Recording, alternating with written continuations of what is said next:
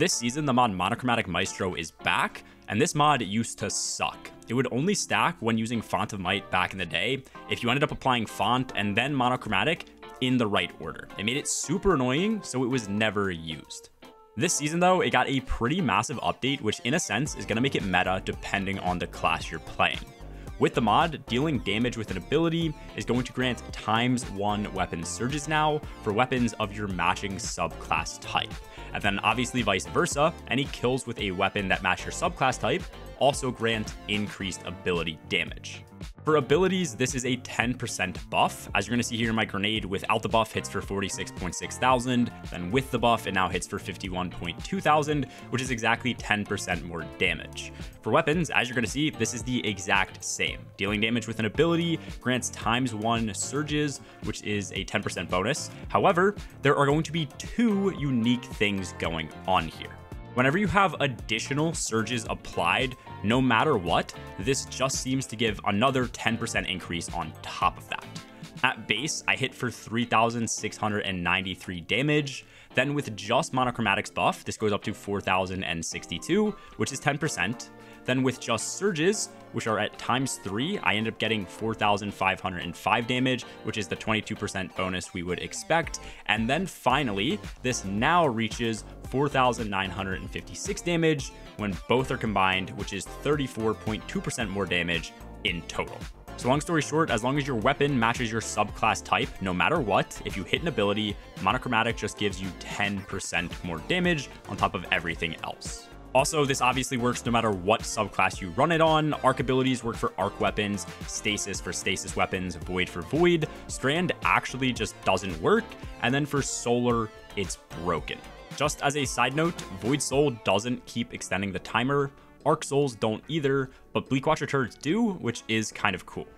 The reason this information is important is because rockets are still meta even after the Wolfpack nerf, and Apex Predator is still one of the best rockets to use, which is on solar, and it's now going to get a nice 10% bump in its damage whenever you're running a solar subclass. On top of that, solar also tends to be one of the most optimal subclasses for DPS, for warlocks, hunters, and now potentially titans as well.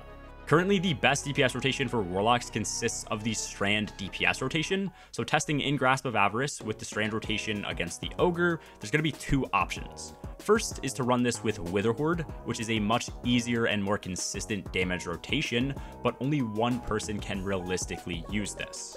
Just using Wolfpack rounds, a buff, which was Well of Radiance, and surges, I was able to get off 2.864 million damage, and my last two rockets also weren't buffed, so this could have easily been closer to 3 million.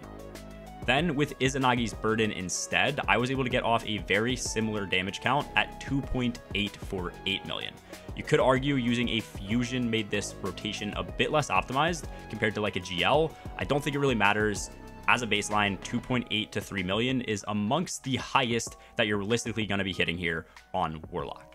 Obviously, during any DPS phase, you are going to have either one or maybe two well locks, depending on how fast you can get Well of Radiance back. So testing with that to compare using the exact same setup, but this time on Starfire Protocol, just so I had extra abilities, and also utilizing Monochromatic Maestro because it syncs up with Solar subclass and our Solar rockets. In that same damage phase, I was able to hit 2.532 million damage. So definitely it's a big step down from Strand, but do keep in mind with the Strand rotation, we have a super that deals 400,000 damage.